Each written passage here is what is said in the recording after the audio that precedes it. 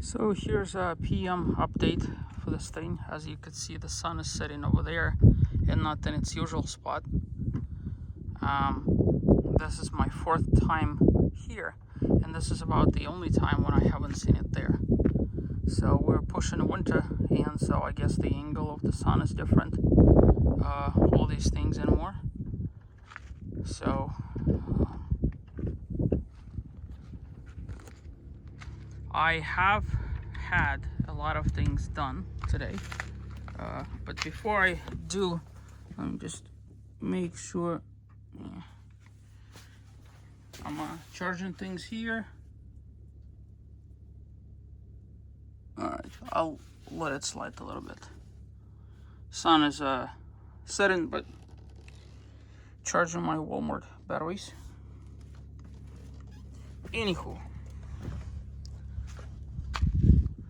so tons of all sorts of doodad projects I've been able to accomplish. My health has improved drastically. I don't know if it's gonna stay like that through the night. I do have a thing in my neck still. I guess we'll just have to see. So anyways, enough about my stupid health. You see that wall over there, like right there? That's about 50 or 60 miles away. Just to get you an idea of just how gargantuous it is. And this thing goes all the way from, what is it called? Highway 6 past Green River, and then it turns, and then it goes all the way there to past Grand Junction, and it just keeps going and going and going. So, and then there-ish is the Raphael Swell, like far, far off in the distance. That side over there is the Maze District, Canyonlands National Park, but it's about 40-50 miles that way. So, a little bit of good news. When I was in Moab today, I saw some leaves right there somewhere on all those mountains, especially around the Warner Lake and the Ua Lake. So I'm not gonna do it tomorrow, I don't think, but I will be going into the mountains 2 or 3 times at least, maybe even 4. So with any luck, I might actually see some leaves. And it is a beautiful area. So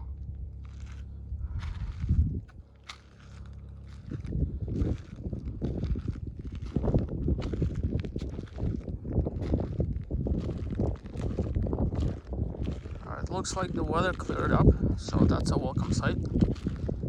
I did not want any light at all. Lightning and rain and all this stuff. Assuming my health holds up, I should be doing hardcore hiking in Pritchett Canyon, so should be like 3 or 4 in there. Gold Bar and Jeep, and also tomorrow I'm doing Castleton hike. So Castleton territorially, once you get off of here, it's behind Navajo Rocks, and you just kind of go that way. If I was standing on top of that hill over there, I'd be able to show you, but this is blocking my view. So territorially, it's right there. 128 kind of does this number over there about 6,000 times, and I actually almost took it on the way here. I love the road, I just don't love doing it with a Class C motorhome towing a Jeep. It's very undulating and twisty and winding, and my motorhome just keeps doing all sorts of wobble exercises, especially when I'm loaded with water and gear and all this other stuff. But leaves, where I was getting at. So there's like 3 groupings of La Salle Mountains over there. Let me see if I could zoom in. Alright. This is the northern portion. this is the one that's closest to Moab, and then this is kind of like towards the LaSalle Junction. So unfortunately, the pack fire when I was here in 21 was kind of sort of, come on camera, focus, like there-ish, and that was gnarly. And then when I was here for 4th of July, it was the Deer Creek fire, so I had to evacuate from there. I almost made a geyser pass. As soon as I got there, I've been told to turn around.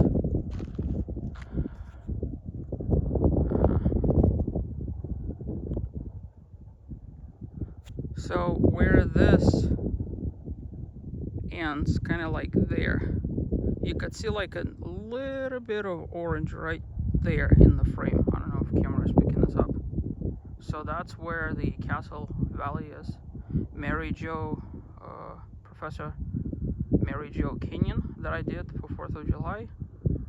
Castleton, Fisher Towers, Onion Creek, all that stuff. Anywho, my parents hiked over there somewhere in 21. I've never actually made it out there, but I've been flying my drones all over the place here. That's enough for me. I actually wish I could climb to top of that, because that, if you guys look at my videos from 2021, those rocks right there on the top, they look spectacular. They look like what you would see in Needles District, Canyonlands. I did go there, right there. I thought that that was an arch, but that wasn't an arch, and quite on accident I found a whole bunch of petroglyphs. That sand hill over there, that's where I got stuck in 21. Mercifully up the hill, so I was able to kind of go down.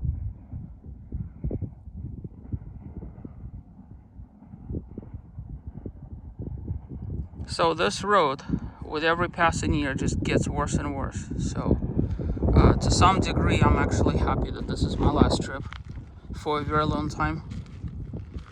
Gotta explore the rest of Utah.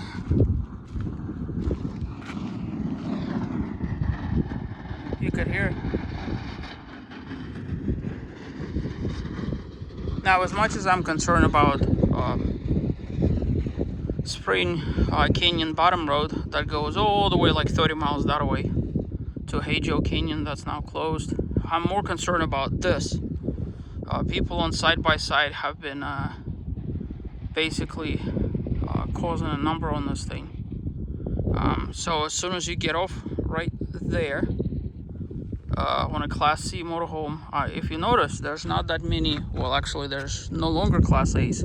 There used to be a whole bunch back in the day. They can't clear that anymore. So there's a schoolie behind this van over there. So it's sitting high. It was able to do that, but very unfortunate. I wish at one point they just brought in Phil and fixed it. Unless, of course, they close this campground too.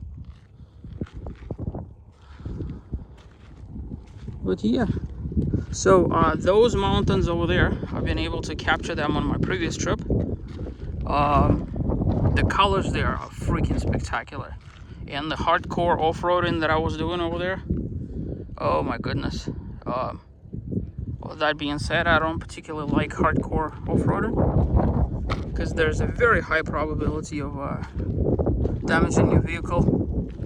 But I would easily rate it like as a 7 out of 10 if I had to guess, just because of some crazy gnar. And that's the schoolie. As you see, it sits high. So this is I guess second or third time I've been able to park in my usual spot. My original spot was like right in between this van and there, but this is actually more level, so I appreciate it more.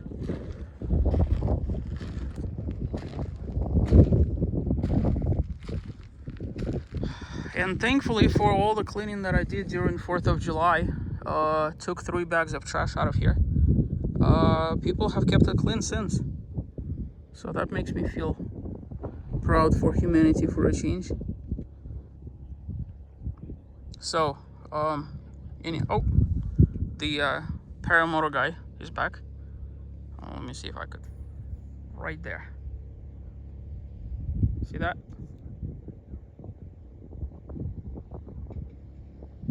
I think that would be like one of the coolest things to do. Simply because of the reach. Like, you could go all over the place and then come back and still have plenty of fuel. And considering how much wind is here, there's all sorts of lift for all these guys. Anyways, Castleton Tower, allegedly tomorrow. It's all up the hill. To get you an idea, it's probably higher than this over there. Obviously, I'm not a mountaineer, so I don't have the ability to climb all the way to the top. But at a minimum, I'd be climbing probably time and a half this, so like 1,500 feet vertical maybe. So beautiful. And then on this side,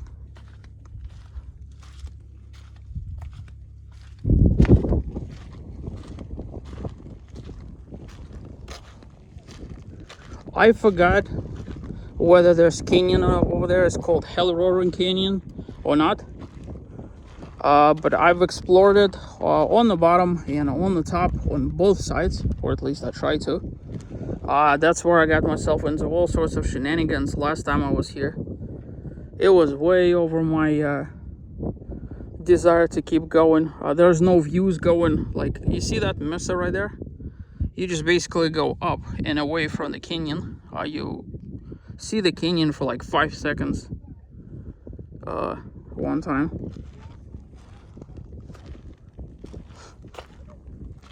Unfortunately, a lot of trails are closed here, so I'm just blessed that I've seen it before they got closed. There, somewhere, is where my parents decided to go hiking. Like right around that rock. This was like 4 or 5 years ago.